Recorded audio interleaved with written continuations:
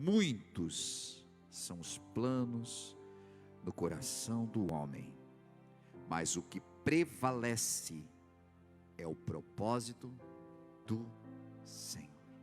Você pode dizer amém? Obrigado, pode assentar-se, queridos. Obrigado, Ministério de Louvor também. No tempo que eu tenho aqui, eu quero discorrer com você algo sobre plano e propósito. Às vezes parece a mesma coisa. Quando nós falamos a respeito de planos e propósitos, eu tenho um plano ou eu tenho um propósito de viajar, eu tenho um plano de viajar. Tem algumas coisas que nós colocamos que parece que confunde-se e que são apenas palavras sinônimas. Mas eu quero trazer para você que o que a Bíblia está nos dizendo aqui é de que o homem, ele traça alguns planos para a sua vida. E quando, claro, fala aqui o homem, está trazendo os dois gêneros juntos aqui, né? O homem e a mulher. Mas existe um propósito de Deus que prevalece sobre os planos humanos. É maior, abrange. Às vezes nós também temos alguns propósitos de vida. Temos alguns planos que vamos traçando. Você fez 12 planos aí no final do ano, o teu propósito de vida para 2022. E a Bíblia não está dizendo que está errado fazer isso. Inclusive, a Bíblia, ela te incentiva a planificar. Ela diz que quando você vai construir uma torre, você tem que sentar, você tem que estudar, você tem que fazer os teus planos para que você possa chegar ao final dessa construção. Então significa que a Bíblia não se contradiz. Se ela está dizendo aqui de que os planos no coração do homem são muitos, mas o que prevalece é o propósito de Deus, simplesmente está dizendo que você pode fazer teus planos, desde que eles não sobrepassem o propósito que Deus tem para a sua vida. Alguma vez vai acontecer? Muitas. E aí é que entra a questão das frustrações.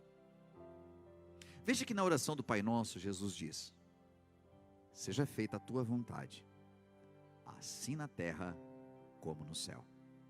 Jesus estava orando, mas ele estava nos ensinando, porque a oração do Pai Nosso é uma didática, né? É uma oração didática, ela nos ensina como orar. E o que ele estava dizendo é de que apesar de você ter bons planos, que a vontade do Senhor se cumpra acima de tudo. É de você conseguir entender de que muitas vezes na vida você vai dizer assim: Senhor, não tem outra coisa, isso aqui é bom, está certinho o que eu estou pensando, Jesus. E se tu me abençoar vai dar certo. Se tu me abençoar aqui, eu vou conquistar. Porque tudo que eu quero, Senhor, com esse plano é abençoar pessoas. É que eu possa estender a mão ao necessitado. Eu quero fazer muita coisa na igreja. Esse é o tipo de oração de quem vai jogar na loteria, né? A pessoa diz: se eu ganhar na Mega Sena, eu quero ajudar. Eu quero ajudar na igreja, eu quero ajudar em tal coisa, eu vou dar dinheiro ao pobre e tal. Mas se tu não dá agora, que tu é pobre, se tu não dá agora, tu não vai dar depois. É uma ilusão. E aí é que entra o propósito. Veja, se você fizer um estudo das pessoas que não tinham muito dinheiro e que ganharam na loteria, você vai perceber que grande parte dessas pessoas, depois de alguns anos, tinham menos do que quando ganharam na loteria. Elas perderam dinheiro. No começo, né, porque eu vou comprar um posto de gasolina e quem vai cuidar é meu cunhado, e eu vou comprar isso e uma fazenda. Eu nunca trabalhou na roça, mas vou comprar uma fazenda, e vou... Perderam tudo. Agora vamos olhar. O plano da pessoa era: vou ficar milionário para ajudar todo mundo e fazer. O propósito de Deus em tudo isso, como é que fica? O propósito de Deus nunca foi que aquela pessoa talvez tivesse tanto para perder tanto. O grande problema nosso é porque dentro dos meus planos eu não consigo ver erros. É a pessoa orando e dizendo assim: Senhor, eu quero casar com a fulaninha, eu quero casar com a fulaninha, eu quero casar com o fulaninho, Senhor, porque ele é um doce, porque ele é o anjo que caiu do céu. Bem parecido com Lúcifer, né? Porque foi o anjo que caiu do céu também. O que acontece é porque Deus está olhando e diz assim: tu não sabe o que tu está me pedindo. Eu estou olhando, daqui a um ano já. Eu estou olhando daqui a um ano, isso aí vai dar ruim. Mas a pessoa no plano dela vai dar tudo certo. E ela pede aquilo. Até que muitas vezes ela alcança. Isso chamamos de vontade permissiva de Deus, não vontade direta. A vontade direta de Deus era dar um livramento a você, para que você não caísse nessa rede. Mas a vontade permissiva de Deus faz com que você viva o que você tanto quis e depois se frustre. E quando nos frustramos, vamos para Deus dizendo: por que Deus faz isso comigo, cara? E Deus está dizendo: não tem nada a ver com isso aí não. Eu queria te livrar, mas você quis tanto que eu permiti. Porque os teus planos não podem perpassar os propósitos que Deus tem. Deus nunca faz propósito para uma pessoa. Os propósitos de Deus são para um coletivo. Deus tem plano na sua vida? Tem. Mas o plano que Ele tem na sua vida é para um propósito coletivo. Deus tem um plano na minha vida, e tudo que Deus faz na minha vida pessoal acaba refletindo no coletivo, porque os propósitos de Deus que se cumprem na minha vida, cumprem-se na vida da igreja também, dentro da minha área onde eu estou. Se você é diretor de uma escola, os planos de Deus na sua vida vão refletir nos alunos onde você é diretor. Nós temos dificuldade às vezes de pensar de que eu posso pertencer a Deus, servir a Deus, entregar a minha vida para Deus e não ser um monge, ou não ser um pastor, ou um padre. Você pode ser servo do Senhor e deve servir a Ele, mesmo que sua função, seu trabalho não seja na igreja. Porque de alguma forma você vai servir ao Senhor. E principalmente porque nós precisamos de pessoas que sirvam fora. O maior campo necessitado está lá fora. As pessoas vêm aqui para dentro e elas são tocadas por um louvor maravilhoso, como foi esse que nós acabamos de participar. São tocadas por uma palavra, são tocadas pelo amor que emana de uns para os outros aqui. Mas aonde ela encontra esse amor lá fora? É lá que nós precisamos ser. E o propósito de Deus é que você cumpra isso lá fora. Então, entendemos que os planos são individuais, mas o propósito de Deus ele é coletivo. E aí, nem sempre a gente entende de primeira, por que é que eu tenho um plano tão maravilhoso e ele não aconteceu. Por que é que eu planejei vir para essa cidade, fazer isso, aquilo e não está acontecendo? Por que é que eu planejei vir para essa igreja, entregar minha vida para Jesus e agora não está acontecendo do jeito que eu pensei? Por que é que eu planifiquei dentro de mim que agora ia começar a ser um dizimista fiel e meu Deus, parece que a minha vida só anda para trás? Tem um monte de planos que parece que se frustram. Eu não queria estar trabalhando na empresa que eu estou, eu não queria estar na cidade que eu estou, eu não queria estar no setor que eu estou. E quando nós vamos vendo que nós não estamos dentro do nosso plano, nós nos desestabilizamos, porque não temos um plano B. E esse plano B nosso deveria ser assim: seja feita a tua vontade, assim na terra como no céu. Eu estou planificando, Senhor, tem que ser desse jeito, não foi desse jeito, agora eu estou na tua vontade. Eu estou segundo aquilo que tu quiseres para mim. O grande problema é que se não funcionou aqui, eu me frustro, me tranco, e eu não consigo aceitar o que Deus tem para mim. Eu quero levar você para Gênesis, quando José recebe um sonho. Um menininho, filho de um grande patriarca, ele tem um sonho, e no sonho dele, ele está num lugar alto. Deus está abençoando ele de tal maneira, que seus irmãos, sua família se prostram diante dele. Não é um sonho de alguém que está cheio de si mesmo, diz assim: vocês vão se prostrar diante de mim. Não, mas simplesmente ele recebeu de Deus algo que estava dando a ele uma direção. Um dia você vai ser grande, um dia eu vou elevar você, vou te colocar numa posição de destaque. Sabe quais foram os planos dele? Cara, o meu plano é ser o melhor garoto, é servir o meu pai, é ajudar meus irmãos. Esse foi o plano dele. Aonde que o plano dele levou ele? Poço.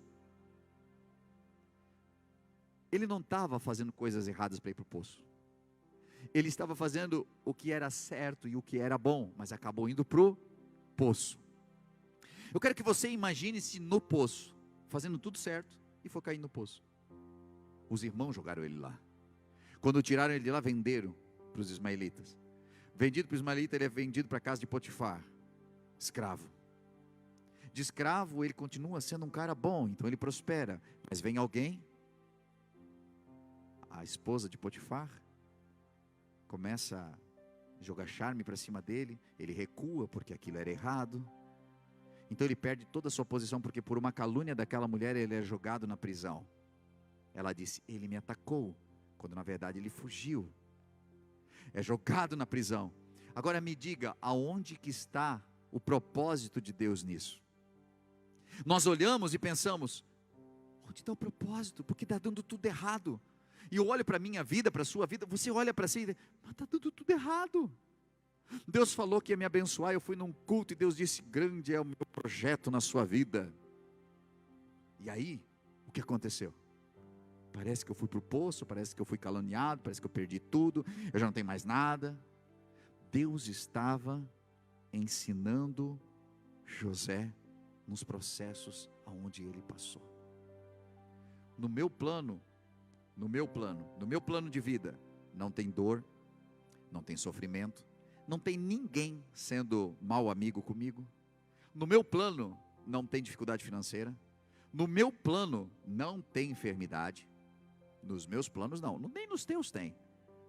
Ou você, no propósito que você fez aí em dezembro, você fez assim, eu quero ficar enfermo e ser curado, só para dar glória a Jesus. Alguém fez? Ninguém faz isso. Ninguém coloca, não, meu propósito esse ano é pegar uma enfermidade daquelas, e aí depois o Senhor me curar. Ninguém faz isso. Os nossos planos são perfeitos, e aí o propósito de Deus vem e diz assim, não, você precisa passar por isso, você precisa criar imunidade, você precisa criar fé, e a fé é criada na prova, não tem outro jeito. Assim como a paciência, diz, Senhor, dá-me paciência, pior oração da vida, porque quando você pede paciência, Deus manda tribulação para cima de ti, porque a paciência é forjada no meio da tribulação, não tem como ser diferente. Então nós não entendemos quando nós estamos vivendo alguma coisa que é totalmente fora daquilo que nós imaginamos que deveria ser. E às vezes nós pensamos, não, mas Deus vai fazer na minha vida assim como fez na vida de fulano. Não é bem assim. Ele costuma fazer de maneiras diferentes.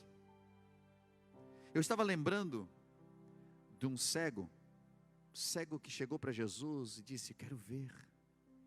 Provavelmente esse cego já tinha ouvido falar de um tal de Bartimeu, que um dia chegou para Jesus e disse, Jesus, filho de Davi, tenha piedade de mim. Jesus disse, o que tu queres? Eu quero ver. Então veja. E os seus olhos se abriram. Que coisa linda. Mas esse cego chegou e disse, Senhor, eu quero ver. E aí o que o cego escuta, porque ele não via, Jesus faz assim, ó.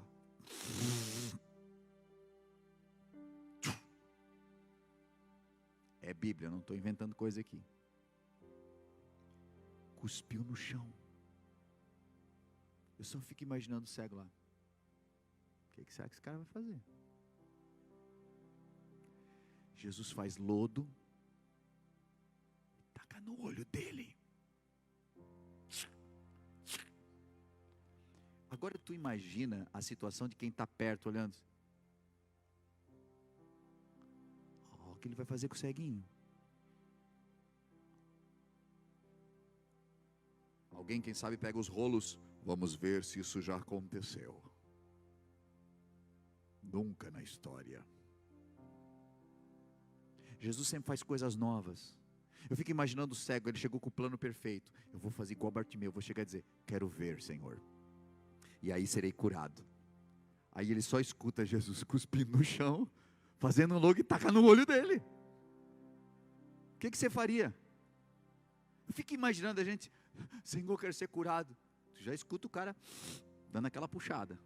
Aí depois vem um negócio molhar no teu olho. Ah, sai pra lá, desgrama, eu vou embora. Nunca mais bota os pés nessa igreja. Nunca mais fala com esse pastor. Porque com os outros lá é comigo, é cuspe no olho. Não é assim? Porque nós achamos dentro dos nossos planos que a coisa tem que acontecer de uma maneira linear, do jeitinho que eu pensei. Tem um cara chamado Naamã, que ele ficou frustrado, porque deram uma cura para ele, mas não era do jeito que ele queria. Porque ele queria que o sacerdote saísse, grande Naamã, estou abençoado por tê-lo em minha casa. Humildemente te peço, entrai, para que eu possa orar por ti. Eu não sei, de certo ele pensou isso. O cara nem saiu e disse assim, manda ele se jogar no rio lá. Ele ficou tão indignado, que ele preferia morrer de lepra, do que fazer o que o cara mandou. Porque não estava dentro do plano dele. O plano dele era outro. No plano dele, a pessoa ia chegar e dizer assim, ai, que visita inesperada. Ai, que bênção que tu veio hoje. O cara estava morrendo de lepra e o orgulho dele estava aqui em cima ainda. Tem gente que é assim. Porque se não for do jeito dele, não quero. Estava podre. Mas o orgulho, o nariz, aqui em cima. E Deus, o propósito de Deus é lindo. Porque o propósito de Deus sempre é para nos melhorar. Para nos melhorar. O meu propósito talvez seria de humilhar o cara. Para ele quebrar o nariz, né? Para ele não ser mais daquele jeito. Mas o propósito de Deus é para melhorar, porque todos são criaturas dele. Então ele diz, não, vai lá e se joga na água. Para que ele pudesse ir, para que ele pudesse despir-se, para que ele pudesse revelar a todos a situação em que ele estava, e que todos pudessem ver realmente como ele estava, para que todos também pudessem ver o jeito que ele ficou depois. O cego que recebe lama nos seus olhos, tinha que lavar-se no tanque de Siloé.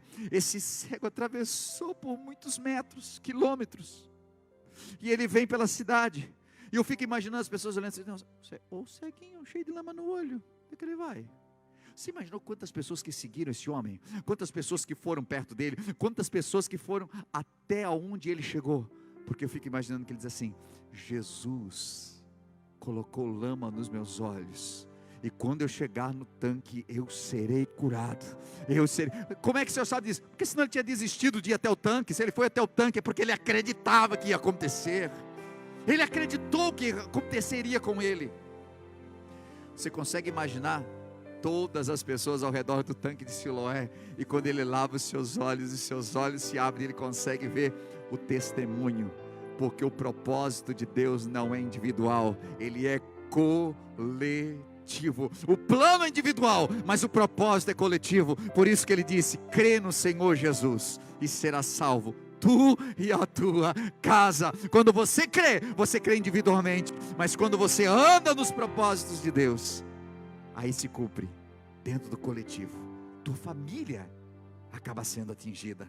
Olha só, nem sempre o processo é igual para todos. Isso não quer dizer que Deus não tenha propósito na sua vida. Há pessoas que adoecem e não estava nos seus planos, mas o propósito de Deus é porque alguém precisava ouvir uma palavra no hospital.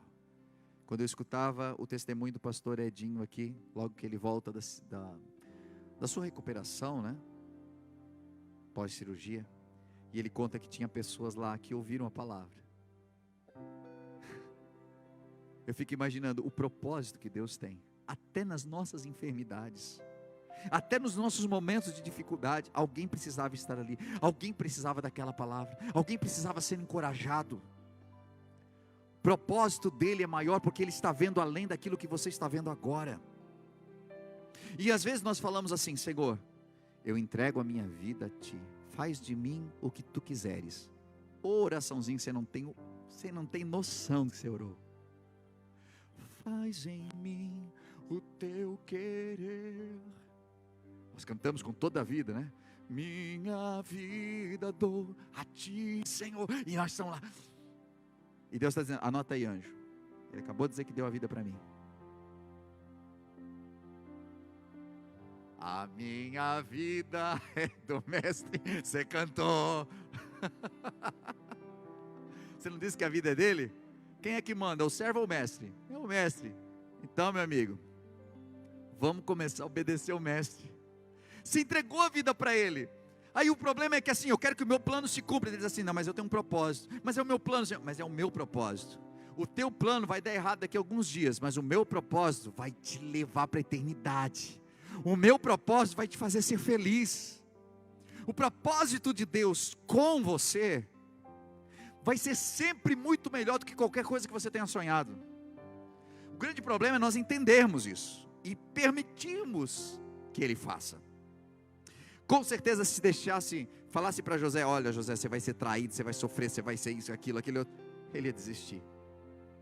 Mas quando Deus permite que ele passe algumas situações, Deus estava dando um treinamento para ele, para tudo que iria acontecer. Ele fica na casa de Potifar, ele é fiel no pouco, ele administra, ele cai na prisão. Deus o tira dali para administrar todo um Egito. Todo o Egito é administrado por ele. Por quê? Porque ele ganhou um ensinamento aqui. Davi apacentava as poucas ovelhas. Deus estava preparando ele para apacentar todo Israel como rei.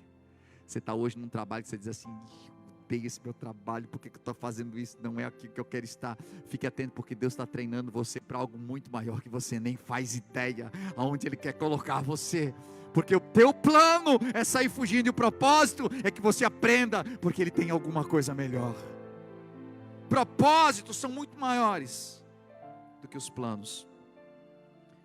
Marcos 8, 34 a 38 diz: então ele chama a multidão e os discípulos e disse: se alguém quiser me acompanhar, negue-se a si mesmo, tome sua cruz e siga-me. Pois quem quiser salvar a sua vida, perderá. Mas quem quiser perder a sua vida, por minha causa, pelo Evangelho, a salvará. Pois que adianta o homem ganhar o mundo inteiro e perder a sua alma? Ou o que o homem poderia dar em troca da sua alma?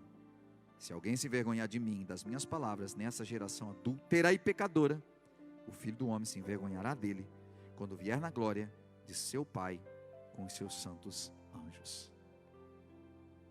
Não há como seguir sem dizer não para nós mesmos.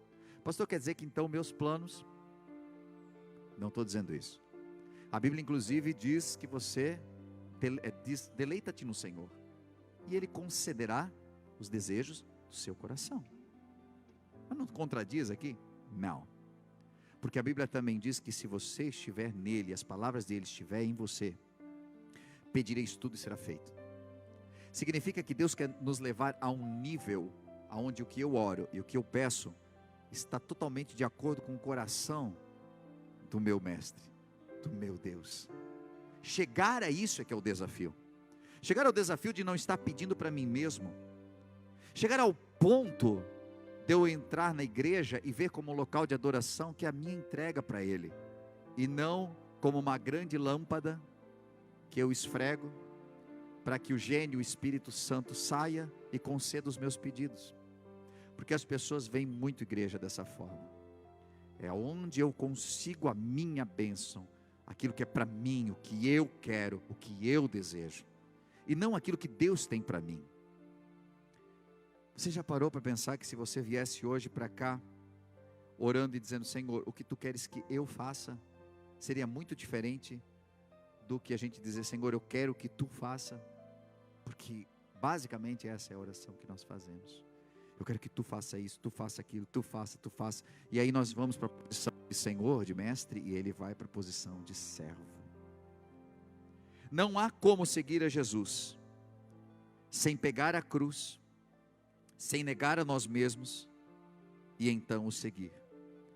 O grande problema dos dias de hoje é que muitas pessoas seguem, mas não pegam a cruz. São seguidores, são amigos do Evangelho.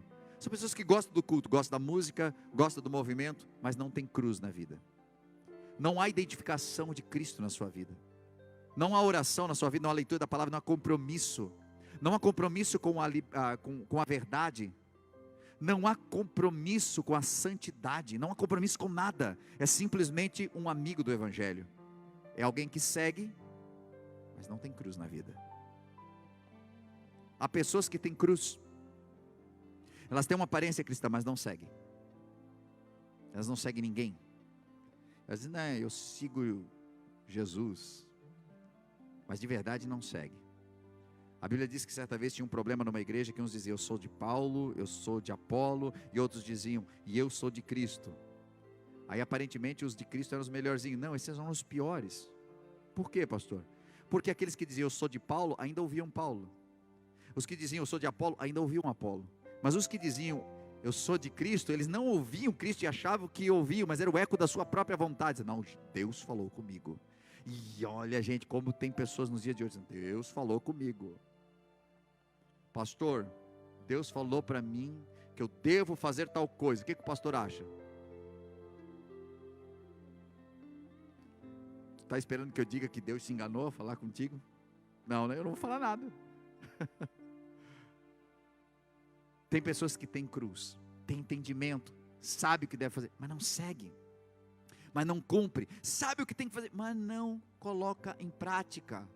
E tem aqueles que têm cruz, segue, está aqui, mas quando chega no momento de negar-se a si mesmo, não consegue. Porque entre decidir as coisas de Deus e as minhas coisas ganham. Os planos de Deus e os meus planos ganham.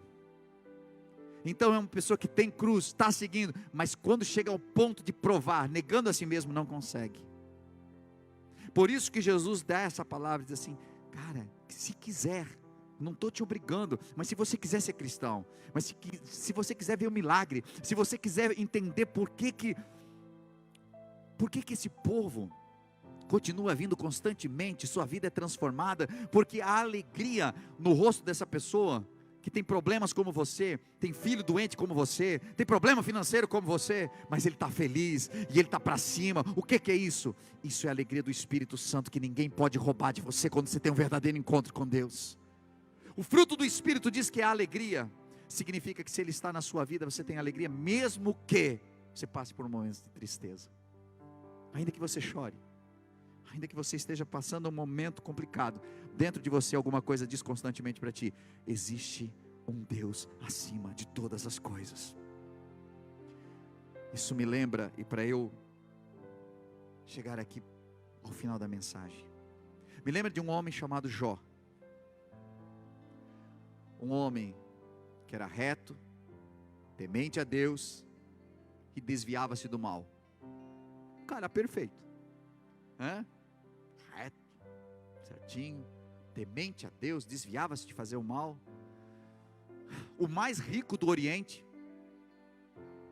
E este homem tinha 10 filhos, mas a Bíblia diz que de uma só vez ele perdeu os 10 filhos, perdeu todas as suas riquezas, num só dia. E então veio uma enfermidade sobre ele, e ele perdeu a sua saúde, e agora ele estava coberto de cinzas, seu corpo todo em chagas, coçando-se com um caco de telha. Sua esposa, que não havia sido ferida no corpo, mas que estava destroçada, porque não queira você saber, nem eu quero, o que é segurar a alça de 10 caixões dos próprios filhos e enterrar. Essa mulher estava com dores que ela não podia colocar em palavras.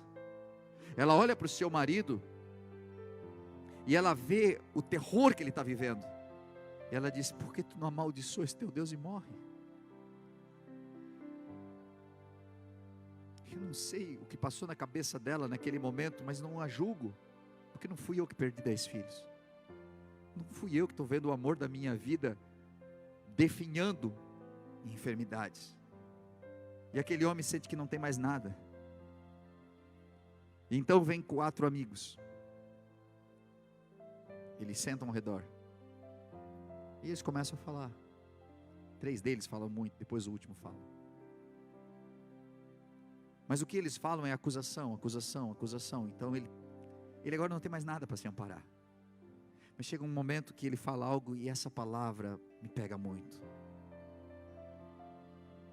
Jó, quando não tem mais nada, os seus planos estão todos por terra, ele não está entendendo o que está acontecendo, porque ele olha para ele e está andando reto.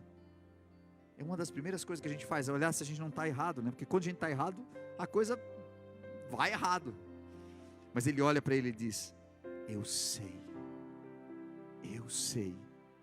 que o meu Redentor vive, e há de ser que ele se levantará, e ainda que a minha carne esteja no pó, eu verei a sua glória. Quando ele diz isso, ele está declarando, não importa o que acontecer comigo, eu sei que o meu Deus é acima de todas as coisas, eu sei que ele é perfeito nas suas decisões. eu sei que Ele existe. E apesar de eu estar vivendo essa situação, isso não tem nada a ver com Ele, isso tem a ver comigo. Tem a ver com a gente. Se você não está entendendo o que você está vivendo hoje, não está entendendo absolutamente nada, aquilo que você está vivendo nesse momento da sua história. Você já olhou e disse assim: não, mano, eu não estou pisando fora da faixa, eu não estou fazendo nada de errado, eu não estou pecando contra Deus, porque essas são as primeiras coisas que já dizem assim: não, eu mereço mesmo. Mas quando eu estou dentro da vontade de Deus e acontece tudo isso, eu preciso entender, eu vou glorificar, porque alguma coisa maior tem.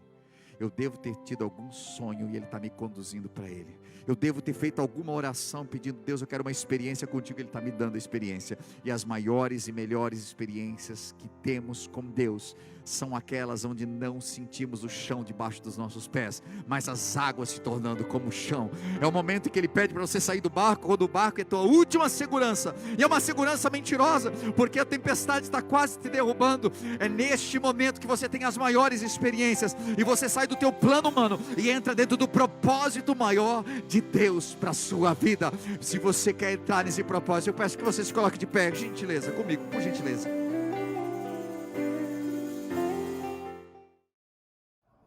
Você deve ter ouvido uma mensagem top nesse momento. Acabou de vê-la, falou muito com a tua vida, e quem sabe passou no teu coração: uau, eu quero muito conhecer esse lugar, eu quero muito contribuir com essa obra. E nesse momento você pode fazer isso. Estou passando aqui para dizer de que há várias formas de nós contribuirmos na obra do Senhor. Às vezes com nossos talentos, os nossos dons, mas também com a nossa contribuição. Sabe que cada vez que você contribui, seja com teus dízimos ou tuas ofertas, você promove para que o reino de Deus se expanda. Para que trabalhos como esse possam chegar a milhares de pessoas, hoje via internet, ou mesmo dentro do ambiente onde nós estamos, aqui na cidade, onde nós temos a The Way Church. Hoje, pelas formas que você vê aí na sua tela, você pode contribuir. Seja o seu Pix, transferências, depósitos. O mais importante é que esteja ligado ao seu coração. Nós vemos na Bíblia Sagrada que haviam pessoas que contribuíam com seus dízimos, outras com suas ofertas. Os dízimos muitas vezes ligados a algo que, para mim, fica mais fácil de planejar. 10% daquilo que eu ganho, eu invisto no reino de Deus. Mas outras pessoas do Novo Testamento já não se atinham mais a dízimos. Algumas delas vendiam tudo que tinham e entregavam. Outras dividiam o que tinham. E dessa forma elas sabiam de que parte dos seus ganhos poderia alcançar a muitos. Então, da maneira como você sentir em seu coração, seja por oferta, seja por dízimos, mas que você possa fazer com todo o seu coração essa contribuição.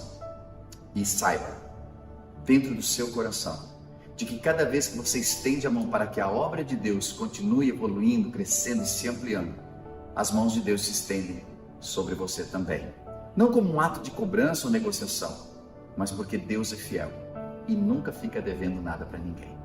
Por isso eu convido você a fazer parte desse ministério, dessa obra, com as suas contribuições. E isso fará com que a gente continue ajudando tantas famílias que cada semana são restauradas, que nos procuram em busca de algo que não encontraram em mais nenhum lugar, às vezes sem esperança.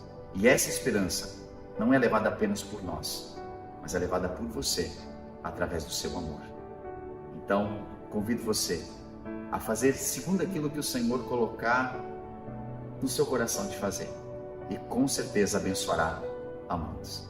Que Deus abençoe sua vida, continue nos acompanhando pelos canais, que eu tenho certeza que é só o começo do que Deus ainda fará em sua vida e em sua família.